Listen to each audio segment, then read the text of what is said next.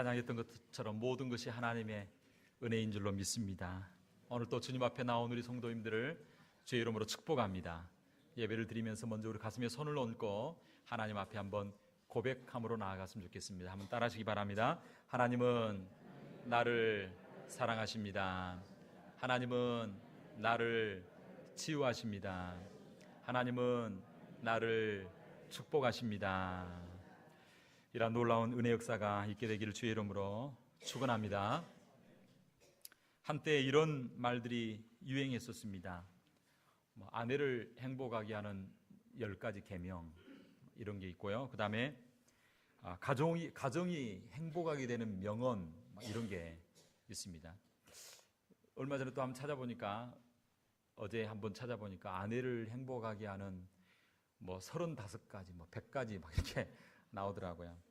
그래서 명언 가운데 아마 부인을 기쁘게 하려고 아마 이런 말을 만든 것 같아요. 이런 말이 있더라고요. 인명은 제천이라고 하는 말이 있는데 이 말을 인명은 제처다라고 이렇게 하면 사람의 운명은 아내에게 달렸다 이렇게 말하고, 그 다음에 진인사 대처명이라고 하는 게 있는데 이걸 다른 말로 진인사 대처명에서 사람은 최선을 다한 후에 아내의 명령을 기다려야 된다 이렇게 말하고 있고, 가하만사성이 있는데 이걸 처가만사성해서 아내와 화목해야 가정이 화목하다 그런 말이 있고, 지성이면 감천이다를 지성이면 감처다 해가지고 정성을 다하면 아내를 감동시킨다 이렇게 말이 있고, 천하태평이란 말을 처하태평해서 아내 아래 있을 때 모든 것이 평안하다 이렇게 말하고, 순처자 흥하고 역처자 망한다라고 하는 말이 있는데 아내에게 순종하면 흥하고 아내를 거역하면 망한다 이런 말들이 있더라고요. 근데 아마 만들어낸 말이죠. 그래서 어떻게 하면 좀 가정이 행복할까라고 하는 것을 아마 연구하면서 우스갯소리로 이렇게 만들어낸 것 같습니다. 간절히 바라기는 우리 교회에 속한 모든 가정들은 평안하게 되기를 주의 이름으로 축원합니다. 그래서 아내를 행복하게 하려면 참 복잡한 것 같아요. 아주 복잡합니다. 그래서 보니까 아내가 좋아할 일을 하루에 한 가지씩 생각해라, 아내의 인격을 존중해라, 아내의 등급은 남편이 만든다, 아내를 하루 한 번만이라도 칭찬해 주라, 그리고 아내가 해주기를 바라지 말고 스스로 먼저 하라, 아내를 즐겁고 보람있게 하라, 그 다음에 아내를 위하여 당신의 일생을 바쳤다고 해서 아무도 너를 비웃지 않는다, 날마다 마치 최후의 순간이 찾아온 것처럼 아내를 생각하라, 그러면서 이제 쭉 나와 있습니다. 상당히 좀 복잡하고 좀 그러면서 아주 의미 있는 그런 것들인 것 같습니다. 그런데 또 남편을 행복하게 하는 비결이 있다고 합니다. 아내를 행복하기 위해서는 아주 수많은 것들이 많은데 남편을 행복하게 하는 비결은 간단합니다. 딱 3가지라고 합니다. 첫째, 먹이라.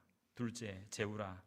세 번째, 가만히 놔두라. 이렇게 네, 그래서 먹이고 재우고 내비두라 그러면 행복하다 이렇게 이야기를 하더라고요. 참 맞는 말인 것 같다 생각이 되어집니다. 그런데 무엇보다도 우리가 아내를 행복하게 하고 남편을 행복하게 하는 것보다 더 중요한 건 바로 하나님을 기쁘게 하고 하나님을 행복하게 하면 그 나머지 우리의 삶은 하나님이 책임져 주시고 역사해 주실 줄로 믿습니다. 하나님을 언제 기뻐하시고 언제 하나님이 행복하실까요?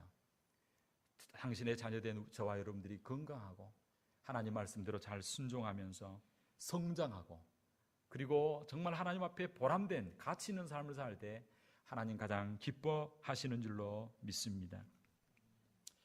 오늘 본문을 통하여 어떻게 하면 하나님이 기쁘시게 할 건가 한번 살펴보기를 원합니다. 오늘 본문의 말씀은 사도행전입니다. 사도행전은 누가 기록하셨습니까? 누가가 기록했습니다. 그럼 누가가 기록한 그 전에 또 다른 성경이 있습니다. 그게 뭘까요? 누가복음입니다. 그래서 누가가 사도행전을 기록했고 그 전에 또 누가복음을 바로 이 누가가 기록을 했습니다. 하나님께서는 왜 누가복음을 기록하게 한 이후에 왜 또 사도행전을 기록하게 하셨을까요? 그 이유가 무엇입니까? 그것은 바로 우리 하나님께서는 저와 여러분들이 사도행전적인 삶을 살기를 원하셔서 사도행전을 기록하게 하신 것입니다. 누가복음은 오늘 본문에 나온 것처럼 우리에게 이루어진 일, 누가복음은 우리 중에 이루어진 사실에 대하여 기록한 것이 바로 누가복음입니다. 우리 중에 일어났던 사실이 무엇입니까? 그것은 바로 누가복음을 보면 1장 1절에 보면 쭉 이렇게 기록되어 있습니다. 예수 그리스도가 어떻게 이 세상에 오셨고 어떻게 사셨고 무엇을 가르치셨고 그리고 예수께서 어떻게 고난당하시고 어떻게 죽으시고 어떻게 부활하셨는가라고 하는 사실에 대하여 누가복음은 기록하고 있습니다.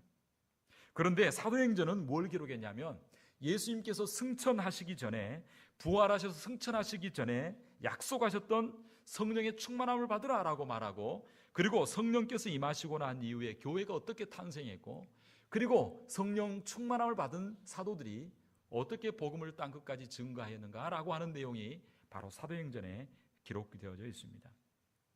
그래서 오늘날 이 시대를 살아가는 그리스도인의 삶은 한 두 가지로 요약할 수가 있습니다. 첫째로는 누가복음적 신앙생활이고 두 번째로는 사도행전적 신앙생활입니다. 누가복음적 신앙생활이라고 하는 것은 예수 그리스도를 몰랐다가 예수 그리스도를 알고 그리고 예수 그리스도와 관계를 맺고 그리고 영적 관계를 맺고 살아가는 것입니다. 그래서 소문으로만 들었던 예수 그리스도를 이제 나의 개인의 구주로 모시고 예수님과 인격적 관계를 맺고 구원을 받는, 구원이 있는 생명이 있는 그런 자유함이 있는 삶을 살아가는 것입니다. 다른 말로 하면 누가복음적 신앙생활이라고 하는 것은 예수 그리스도를 영접하고 생명을 얻는 그런 신앙생활입니다. 그러면 사도행전적 신앙생활이라는 것은 무엇일까요? 이것은 누가복음에서 만난 예수 그리스도를 믿고 따른 이후에 이제 성령을 알고 성령의 충만함을 받아서 그 능력을 힘입어 증인된 삶을 사는 것입니다. 생명을 가질 뿐만 아니라 그것을 기초하여서 이제는 세상 가운데 거룩한 영향력을 드러내고 세상을 변화시키는 그런 삶을 사는 것이 바로 사도행전적 신앙생활인 것입니다. 성령의 역사를 체험하고 성령의 능력을 힘입어서 부활의 증인으로서 살아가는 것입니다. 그래서 예수 그리스도를 증거하는 삶 그리고 성장하고 성숙한 그런 모습을 바로 사도행전적 신앙생활이다라고 말씀하고 있습니다. 성경을 보면 우리가 사도행전을 쭉 1장부터 살펴보면 예수님의 제자들의 모습이 나옵니다. 성령을 받기 전에 예수님의 제자들의 모습이 나옵니다. 예수님과 함께 3년 이상을 함께 동행하며 은혜를 경험을 했습니다. 그럼에도 불구하고 예수님께서 십자가를 지실 때 결국은 베드로 같은 경우는 예수님을 3번이나 부인하게 되어집니다. 그리고 많은 유대인들과 바리새인들이 두려워서 다락방에 숨어서 벌벌 떨었던 모습을 볼 수가 있습니다. 그리고 뭐라 그러냐면 예수님이 부활한 모습을 이미 보았음에도 불구하고 우리 물고기나 잡으러 가자라고 하면서 자기 고향 땅으로 내려가는 그러한 제자들의 모습을 봅니다. 그러나 오늘 사도행전 1장 이후에 2장 이후에 성령의 강림과 성령의 충만함을 받고 난 이후에 그들의 모습은 이전의 모습과는 다른 모습을 우리가 볼 수가 있습니다. 벌벌 떨었던 사람들이 많은 사람들 앞에서 하나님 신 지혜로 말미암아 복음을 증거하고 전하는데 큰 담대함과 확신으로 증거합니다. 한 번 복음을 증거하는데 베드로가 복음을 전했는데 3,000명이 회개하고 돌아오고 한 번의 설교로 복음을 전하는데 5,000명이 회개하고 돌아옵니다. 성전에 보았을 때 나면서부터 안진뱅이가 있었는데 전에는 그런 확신이 없었는데 성령 충만 받고 난 이후에는 그 안진뱅이를 보면서 내게 은과 금은 없거니와 내게 있는 것으로 내게 주노니 곧 나사렛 예수 그리스도의 이름으로 걸으라 라고 손을 잡아 일으키는 이러한 놀라운 일을 행하게 되어집니다. 성령 받기 전에는 겟세마네 동산에서 예수님께서 나를 위하여 좀 기도하라 라고 했을 때 한시도 깨어있지 못하고 졸고 기도했던 그런 사람이 성령 충만 받고 난 이후에 사도행전 3장에 보면 시간을 정해놓고 하나님 앞에 기도하는 기도의 사람으로 바뀌어지게 되는 것을 볼 수 있습니다. 그전에는 사람들이 무서워 벌벌 떨었던 베드로가 성령 충만 받고 난 이후에는 그 관원들과 그 사람들 앞에서 내가 너희 말 듣는 것이 옳은지 하나님 말씀 듣는 것이 옳은지 너희가 판단하여 보라 담대히 복음을 전했을 때 그 사람들이 이야기합니다. 야, 저 갈릴리에서 고기나 잡던 사람이 어떻게 저렇게 똑똑해졌느냐, 어떻게 저렇게 지혜로워졌느냐, 이해할 수 없다 라고 사람들이 말할 정도가 되었습니다. 사랑하는 성도 여러분, 그들은 모두 죽음을 각오하고 복음을 전함으로 제자들이 모두가 다 자기 목숨을 내어놓고 순교자의 자리까지 이룰 수 있었습니다. 어떻게 그게 가능했겠습니까? 그것은 바로 오늘 우리 주님께서 말씀하신 것처럼 약속하신 것을 기다리라 라고 말씀하셨는데, 그 약속하신 것을 받게 되었을 때에 그들이 그런 능력 있는 삶을 살게 되었고, 그리고 세상을 변화시키는 성숙하고 성장한 하나님을 기쁘시게 하는 종들이 되었다라고 하는 것입니다. 오늘 저와 여러분들도 누가복음의 그 기초에서 이후에 사도행전적 삶의 역사가 우리 교회 가운데, 저와 여러분의 삶 가운데 나타나야 될 줄로 믿습니다. 2015년 한 해가 정말 하나님께서 약속하신 것을 받고, 그리고 약속의 축복의 말씀이 내 삶 가운데 이루어지는 놀라운 일들이 일어나야 될 줄로 믿습니다. 오늘 보면 4절 5절은 우리 예수님께서 부활하시 승천하시면서 이렇게 말씀하고 있습니다. 사도와 같이 모이사 그들에게 분부하여 가라사대 예루살렘을 떠나지 말고 내게 들은 바 아버지께서 약속하신 것을 뭐하라? 기다리라. 요한은 물로 세례를 베풀었으나 너희는 몇 날이 못되어 성령으로 뭘 받으리라? 세례를 받으리라. 하나님의 약속하신 것을 받게 될 때에 사도행전이 시작되어집니다. 하나님이 약속하신 것을 받고 난 이후에 교회가 시작됩니다. 하나님이 약속하신 것을 받고 난 이후에 놀라운 일들이 나게 되어집니다. 그 약속하신 것이 무엇입니까? 그것은 바로 성령 강림의 사건입니다. 이것은 구약에 예언되었던 말씀입니다. 요엘서 2장 28절 29절에 보면 이렇게 말하고 있습니다. 그 후에 내가 내 신을 만민에게 부어주리니 너희 자녀들이 장래일을 말할 것이며 너희 늙은이들은 꿈을 꾸며 너희 젊은이들은 이상을 볼 것이며 그때 또 내가 내 신을 남종과 여종에게 부어주리라 말씀하셨습니다. 우리 예수님께서도 십자가를 지시기 전에 요한복음 14장 16절 17절에 이렇게 말씀하셨습니다. 내가 아버지께 구하겠으니 그가 또 다른 보혜사를 너희에게 주사 영원토록 너희와 함께 있게 하시리니 저는 진리의 영이라 말씀하셨습니다.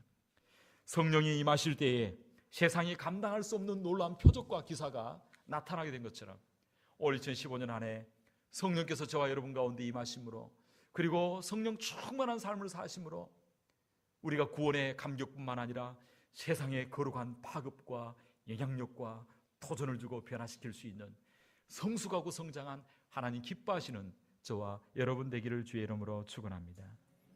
그렇다면 우리 이 시대에 어떻게 해야 약속하신 것을 받아 누릴 뿐만 아니라 하나님을 기쁘시게 하는 삶을 살 수 있겠습니까?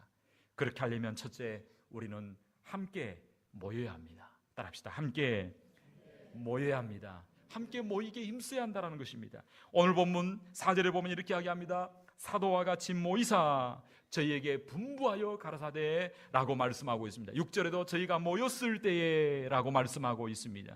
그리고 또한 이후에 보면 저희가 모여서 12절 이후에 보면 저희들이 함께 모여서 기도하는 가운데 하나님의 역사가 일어났던 것을 볼 수 있습니다. 사도행전을 쭉 살펴보시기 바랍니다. 함께 모여서 예배하고 함께 모여서 기도할 때 성령께서 임하시고 역사하셨지, 혼자 산에 가서 기도하다가 성령 받고 그런 일이 없습니다. 함께 공동체적으로 모여서 기도할 때, 함께 모여서 예배하고 하나님께 함께 말씀을 듣고 함께 복음을 증거하고 전할 때 성령께서 강력하게 임하시고 하나님의 역사가 이루어졌다라고 하는 것입니다. 사랑하는 성도 여러분, 함께 모이기에 힘쓸 수 있는 우리 교회가 될 때에 함께 모이는 그곳 가운데 하나님의 은혜가 임하고 하나님의 약속의 말씀이 성취되어지고 저와 여러분들에게 개인적으로 주시는 그 약속의 말씀들이 우리 삶 가운데 온전히 이루어지는 역사가 있게 될 줄로 믿습니다. 사실 함께 모인다는 것이 그렇게 쉬운 것이 아닙니다. 개인적으로 시간이 없어서가 아닙니다. 사실 시간이 없어서 못 모인 게 아닙니다. 못 모인 이유가 뭔가 여러 가지 힘들고 어려운 부담되는 일들이 많기 때문에 모이기 어렵다는 것입니다. 사실 오늘 본문에 보면 사도와 같이 모이는데 함께 모였던 예수님은요, 부활하신 분이십니다. 사도들은 어떤 사람이냐면 자기를 배반하고 떠나갔던 사람들입니다. 근데 예수님께서 그들과 함께 모인다는 건요, 대단한 겁니다. 예수님 때문에 함께 모여주는 것입니다. 이 사도들도요, 천차만별의 모습을 볼 수가 있습니다. 베드로와 요한 같은 분은 어부였습니다. 마태는 세리였습니다. 시몬은 열심당원이었습니다.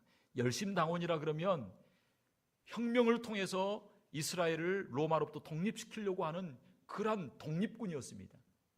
그런데 그 가운데 혈세를 수탈하는 마태와 같은 세리가 함께 자리하고 있다는 것은요, 있을 수 없는 것입니다. 열심당원은 자기 독립을 위하여 목숨을 버린 사람들입니다. 그런데 이런 사람이 세리와 함께 같이 앉아있다라고 하는 것은 기적입니다. 그 자리에 함께 있던 사람들은 신분이 달랐습니다.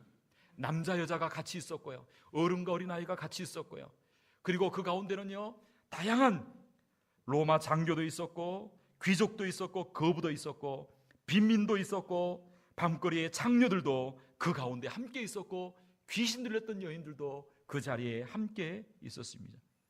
그들이 함께 있을 수 있었던 이유가 무엇일까요? 그것은 바로 예수님 때문인 줄로 믿습니다. 예수님 때문에, 예수님이 나에게 주신 은혜가 너무나 크기 때문에, 나도 용서받은 죄인이요 너도 용서받은 죄인이기 때문에 신분이 차이가 없고 귀천이 차이가 없고 빈부가 차이가 없고 인종이 차이가 없는 그런 아름다운 용납과 사랑의 모습이 있었다라고 하는 것입니다. 이런 사랑의 모습, 용납하는 모습, 내가 인간적으로는 도저히 함께 할 수 없는 마태세리이지만 열심당원이었던 이 시몬이 함께 할 수 있던 이유는 뭐냐면 바로 예수님 때문입니다. 예수님 때문에 함께하고, 예수님 때문에 용서하고, 예수님 때문에 사랑하고, 예수님 때문에 모이게 힘쓸 수 있는 우리 교회가 되어야 될 줄로 믿습니다. 이 시대에 우리가 회복해야 될 것이 무엇일까요? 그것은 바로 그리스도를 중심하여서 모이게 힘쓰고 함께 연합하고 함께 사랑하는 것입니다. 비록 배경이 다르고 지식이 다르고 삶의 자리가 다르고 생각이 다를지라도 예수님 때문에 서로 연합하여서 함께 주님 나라를 위하여 헌신하고 애쓰는 그 모습 가운데, 그 사랑의 공동체 가운데 하나님의 성령이 임하고 하나님의 약속의 말씀이 온전히 임하고 하나님께서 높이 들어 쓰시는 역사가 있게 될 줄로 믿습니다. 이렇게 모이는 자리 가운데 사람이 변화가 되어지고 그 가운데 감동을 받고 변화가 되는 거예요. 아니 어떻게 이런 사람이 있을 수 있을까? 어떻게 이렇게 하나가 될 수 있을까? 그 가운데 감동이 임하고 성령께서 역사하심으로 말미암아 인생이 변화받고 보존받게 되는 것입니다. 2015년 한 해 부지런히 모이기에 힘써 함께 예배하고 함께 주를 위하여 봉사하는 가운데 약속의 말씀이 성취되어지고 하나님의 성령이 임하고 우리 심령이 변화되는 역사가 있게 되기를 주의 이름으로 축원합니다. 2015년 한 해 부지런히 모이기에 힘쓰는 우리 교회가 되어야 할 줄로 믿습니다. 둘째로 우리는 이 시대에 어떻게 해야 하나님의 약속하신 것을 받아 누리고 하나님을 기쁘시게 하는 삶을 살 수 있겠습니까? 그렇게 하려면 둘째로 따라합시다. 예루살렘을 떠나지 말아야 합니다. 예루살렘을 떠나지 않아야 하나님의 약속의 말씀이 성취되어지고 그리고 하나님의 성령이 임하는 것입니다. 예루살렘은 무엇을 말씀하고 있습니까? 예루살렘에는 뭐가 있냐면 하나님의 성전이 있는 곳입니다. 구원이 시온에서 나온다라고 했습니다. 시온은 예루살렘을 말하고 있습니다. 구약에 약속하셨던 시온, 예루살렘에서 구원이 임하는 것입니다. 예루살렘을 떠나지 말라고 하는 것은 바로 성전을 떠나지 말라라고 하는 것입니다. 사실 제자들에게 예루살렘은요 부담되는 장소였습니다. 왜냐하면 예루살렘 생각을 하면 그곳에서 우리 주님이 죽으셨던 곳이기 때문입니다. 예루살렘 하면 배반했던 장소입니다. 갈릴리 출신이었던 제자들이 예루살렘은 추억이 없습니다. 그곳에는 패배와 수치와 배신과 아픔이 있는 장소가 바로 예루살렘입니다. 하루속히 그곳을 벗어나고 싶고 빨리 그곳에서 벗어나서 다른 곳에 살고 싶은 것이 바로 이 예루살렘입니다. 그러나 주님께서는 말씀합니다. 예루살렘을 떠나지 말라. 왜냐하면 그곳에 있어야만 성령 충만함을 받기 때문이다. 왜냐하면 그곳에 있어야만 하나님의 약속하신 성령이 그곳에 임하기 때문이다 라고 우리 주님은 말씀하고 있는 것입니다. 예루살렘을 떠나지 말라는 것은 성전 중심의 삶을 살라는 것입니다. 아무리 힘들고 어렵더라도 교회를 떠나지 않고 늘 교회 중심의 삶을 살고 교회를 사랑하고 교회를 가까이 하고 교회를 품고 중심하여 살아가는 자에게 하나님께서는 약속의 축복을 더하여 주시고 그에게 성령의 은사와 능력을 부어주시는 역사가 있게 될 줄로 믿습니다. 교회를 떠나 다른 곳에서 무슨 성령을 받으려고 하지 마시기 바랍니다. 어느 산에 가가지고 무슨 뭘 받으려고, 아니면 어떤 무슨 가정재단에서 뭘 받으려고 그렇게 하지 마시고, 내가 섬기고 내가 예배드리는 그 장소인 그 교회를 떠나지 아니하고 그것 중심하여 묵묵하게 최선을 다하여 헌신할 때 하나님은 그러한 자에게 약속의 그 축복이 임하게 해주시는 역사가 있게 될 줄로 믿습니다. 비록 좀 부족할 수도 있습니다. 엘리 대제사장처럼 좀 연약할 수 있습니다. 그러나 한나처럼 부족해도 목사님이 기도하면 그대로 될 줄로 믿습니다. 믿고 가서 수색이 없이 음식을 먹고 기뻐했던 것처럼 하나님이 그 목사나 아니면 섬기는 어떤 리더가 인격이 훌륭해서 하나님이 쓰시는 것이 아닙니다. 하나님이 위대하시는 것입니다. 그 종은 도구에 불과한 것입니다. 아멘. 그 도구를 통하여 하나님이 역사하실 때에 그것을 믿고 순수하고 나아갈 때에 그 믿는 자에게 은혜가 임하고 역사가 임하게 될 줄로 믿습니다. 그러므로 교회에서 기도하고 부족하지만 축복하고 축도할 때에 그 축복이, 그 기도가 내 삶 가운데 그대로 이루어질 줄 믿습니다. 확신하고 교회를 떠나가게 될 때에 삶의 현장 가운데 그 하나님의 역사가 한나와 같이 임하게 될 줄로 믿습니다.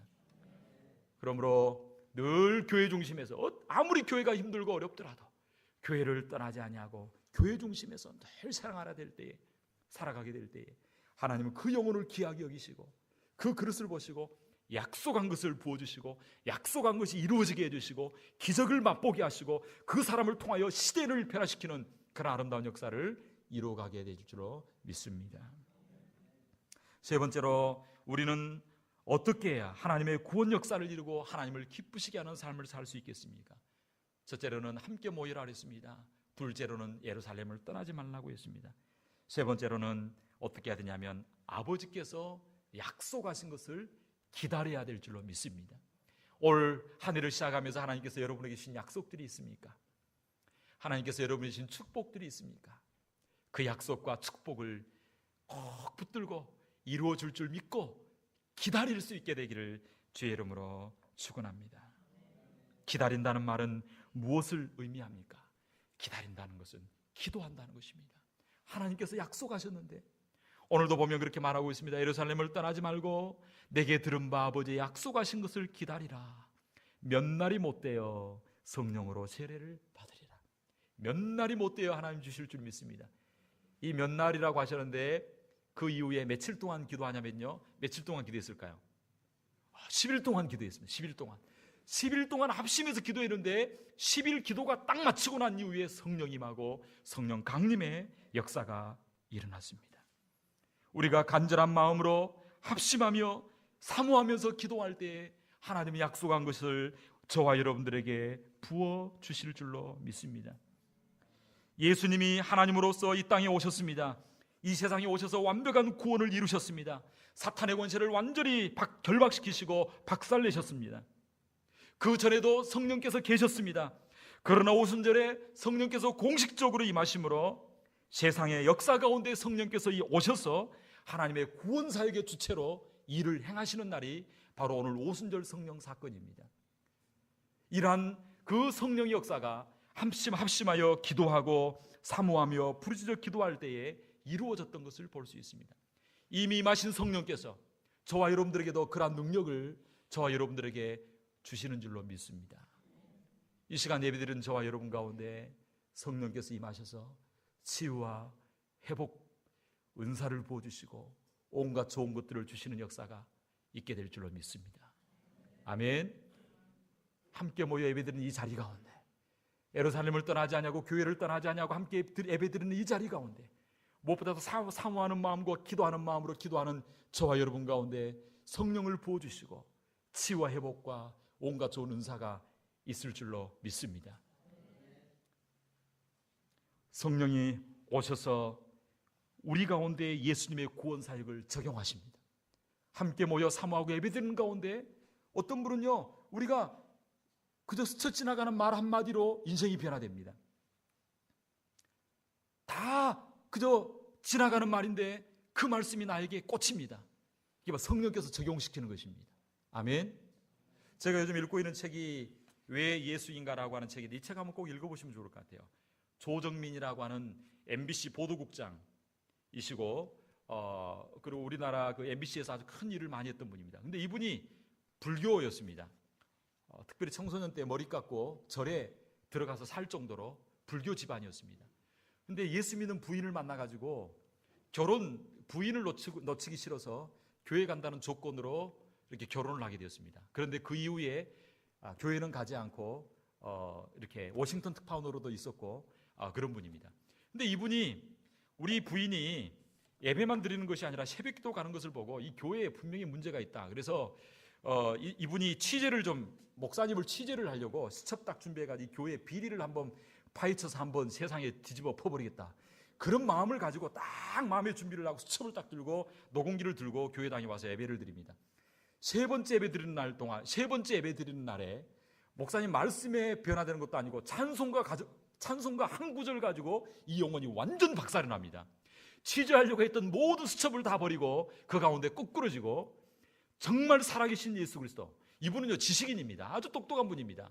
그런데 철학적으로 아주 똑똑한 분인데 정말 예수님이 살아계신 분이구나, 예수님은 역사에 오신 분이시고 예수님은 종교를 뛰어넘은 분이다 라고 하는 것을 확실히 깨닫게 되어집니다. 근데 어떻게 깨닫게 되었는가? 다른 게 아니고 찬송 부르는데 찬송가 구절 하나 가지고 깨어지면서 회개하고 눈물을 흘리는 변화 역사가 일어나게 되어집니다. 할렐루야.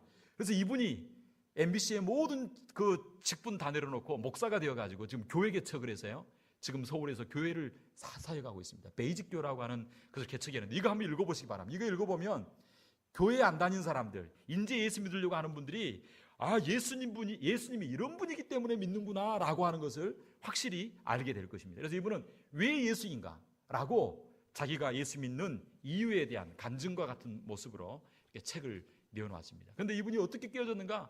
목사님의 무슨 화려한 말씀이나 그게 아니라 찬송 부르는데 찬송가 구절 하나 가지고 깨어지고 인생이 새로워지는 거예요. 이게 뭐냐면 따라서 성령님의 역사, 성령의 역사인 줄로 믿습니다. 성령은요 구원을 적용시킵니다. 성령은 우리 삶을 변화시킵니다. 성령이 없으면 예수를 주라고 할 수 없다라고 성경은 말하고 있습니다. 고린도전서 12장 3절은 이렇게 말하고 있습니다.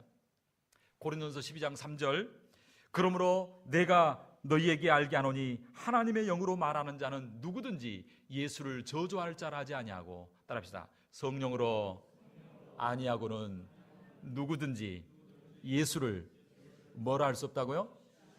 여러분 예수를 주라고 고백하십니까? 이 고백하는 자는 성령이 아니고는 예수를 주라고 고백할 수가 없는 것입니다.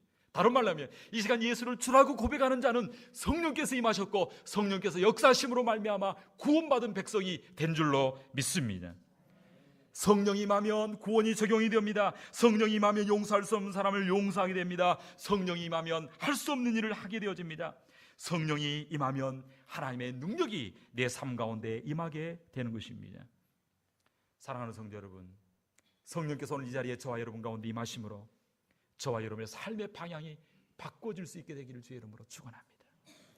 아버지의 약속한 것을 기다리고 사모하고 기도함으로 말미암아 성령의 온갖 좋은 은사와 은혜와 능력이 저와 여러분 가운데 임하여서 이 시대의 사도행전적 삶, 증인의 삶, 파워풀한 삶, 다이너마이트와 같은 삶, 거룩한 영향력을 드러낼 수 있는 저와 여러분이 되어야 될 줄로 믿습니다.